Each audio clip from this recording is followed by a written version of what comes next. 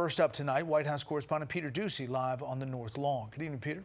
Good evening, Brett. A president who once promised to put away the harsh rhetoric and lower the temperature is not doing that. Instead, today, accusing the minority in the Senate of being too stubborn to help the majority raise the debt limit by the middle of this month.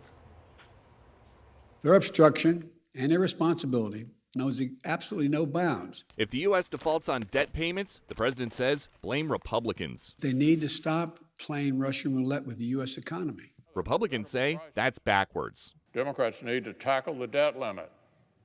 We gave them a roadmap and 3 months notice. Biden argues he just got here. These bills aren't his. Raising the debt limit is about paying off our old debts.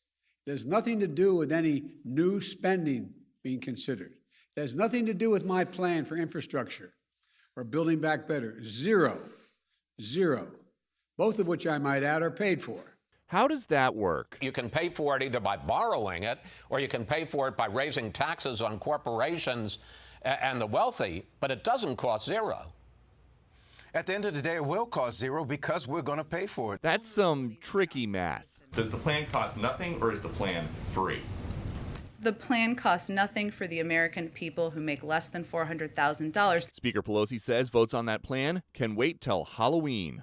I need 50 votes in the Senate.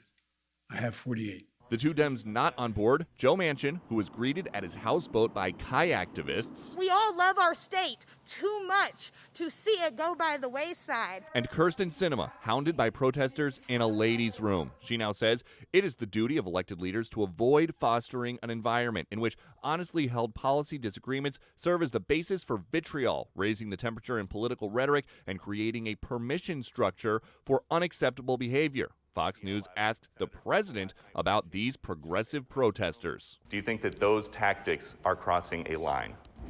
I don't think they're appropriate tactics, but it happens to everybody.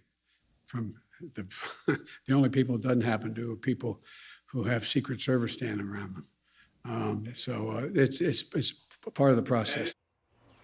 Part of the process. And since President Biden is an expert on the process, I asked his press secretary, Jen Psaki, today if that means that he has ever been chased into a restroom by activists. She didn't answer that part, but did reiterate they think that behavior in the restroom with Senator Sinema is unacceptable. However, she reiterated the president's support for the fundamental right to protest. Brett? Well, have Senator Sinema or Manchin reacted to President Biden's remark about the efforts to go after them, part of the process?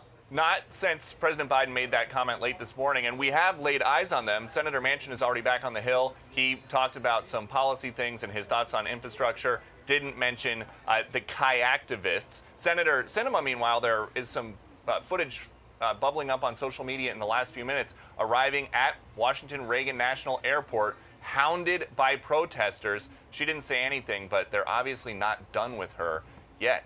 Part of the process. Brett? Peter Doocy live on the North Lawn. Peter, thank you. Hey, Sean Hannity here. Hey, click here to subscribe to Fox News YouTube page and catch our hottest interviews and most compelling analysis. You will not get it anywhere else.